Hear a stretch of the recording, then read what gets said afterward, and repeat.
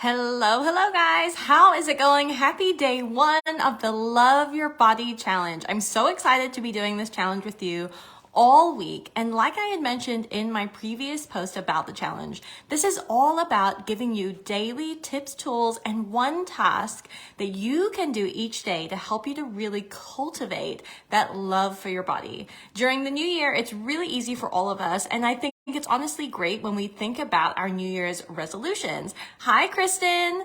I love that. And I love that so many people are committed to their health. However, the thing that I find that often happens is, hi, Leah. The thing that I find that often happens is we tend to demonize certain food groups, or we tend to demonize parts of our body. And that's just not a sustainable or healthy way to have a relationship with food or have a relationship with your body. So this whole week is all about cultivating that self-love, cultivating that way of really looking at food as self-care, looking at your body as the most important thing that you can take care of. And from this place, we can really create sustainable long-term change. So let me know how your day is going so far. I love seeing you guys here. Hi, Jane. How's it going?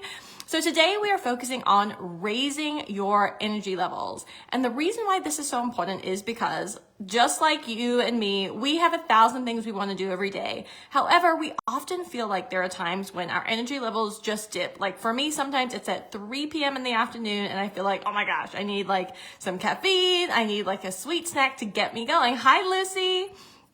So the reason why this happens is really important.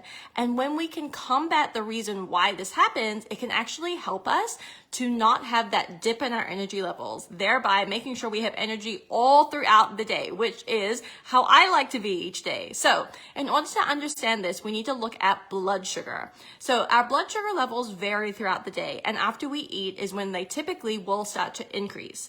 Now, when our blood sugar level increases, so liken this to, like, say you go to a birthday party and you have birthday cake, and after you have the birthday cake, your energy levels actually increase. You actually feel really good because you have some sugar in your system, and sugar makes your blood sugar level increase like this. And oftentimes, especially if it's in a liquid form, your blood sugar level will peak really rapidly. Or like when you eat sugar or refined carbohydrates, your blood sugar will go woof up to the sky, right? And you'll feel really great. This at the top here is where you're like, oh yeah, I can do the things. Okay. Now, unfortunately, what happens is your body doesn't like being in like a high blood sugar level.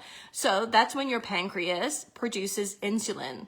And the job of insulin is to lower your blood sugar level down into more of a normal range.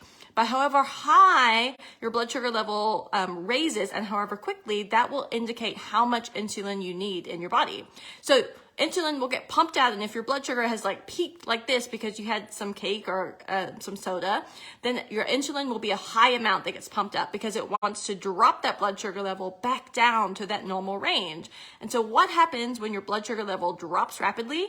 That's when you get a sugar crash. That's when you get that feeling of, oh my gosh, I need something to give me that little pep so I can keep going. And so what happens down here at the bottom of your blood sugar level? Then you're reaching for more cake or candy or cookies or something like that so that you can feel that lift in your energy again. And so unfortunately, this whole thing of blood sugar peak up, rapidly drop happens all throughout the day. And that's what I like to call my blood sugar roller coaster. You're just up, you're down, you're up, you're down. And this makes our energy levels go in accordance with that blood sugar. So we're like, oh, I've got great energy. Oh, I don't. And you keep doing that throughout the day. And as a result, you get to the end of the day and you're wiped. You have no energy left because your blood sugar levels have been all over the place. And the other thing that it does is it actually turns off fat burning. So if your New Year's resolution is around losing weight, which many people's are, then this could be stopping that from happening.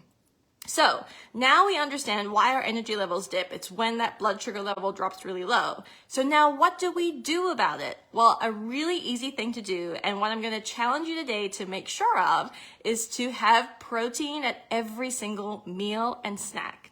So protein can come from two different things. It can be an animal-based or it can be plant-based. And so animals could be, hi Megan, animals are obviously like beef, shrimp, chicken, turkey, etc. And then also plant can be things like beans and legumes. They're great sources of protein. Even quinoa has protein in it as well. So we want to make sure we have enough protein at every single meal, because what it does is it helps to elongate the blood sugar curve. So what that means is, instead of having this big peak, when we have protein, it's more of an even blood sugar level that slowly declines, increases and then slowly declines over time. Yeah, no problem, Leah. I'll see you later. So this is why protein is so important. Not only does it help with blood sugar level regulation, it also helps us to feel the fullest for longer. So if you do have a weight loss goal and you're worried about being hungry all the time, which I know so many people are, and that's honestly something I hate, then make sure you have enough protein. So how much is enough? You want to make sure that you get about a palm shape and size of protein at each of your meals. Roughly, we're aiming for 20 to 40 grams. So if you're using a protein powder, that's really easy to tell by looking at the back of the packaging. Look at how much protein is in there. Or if you're using a protein bar as a snack, that's really helpful too.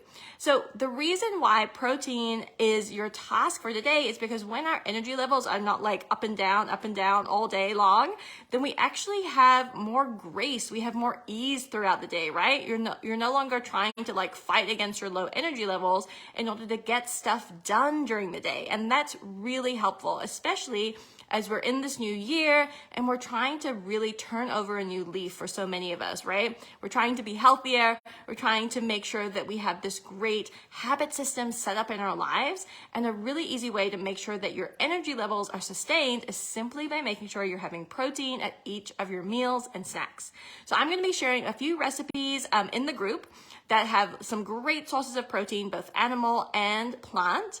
And then I'm also going to ask you, like, as you are going throughout the rest of your day, take a pic of what you're eating, share it here in the group, show me how you're adding protein to your meals. I would love to see it, and it would inspire others to do it as well. So know that you're not alone in this challenge. I'm doing it right here with you. I'll be posting my pics too, and I can't wait to see how you're adding protein to each of your meals. Okay, guys?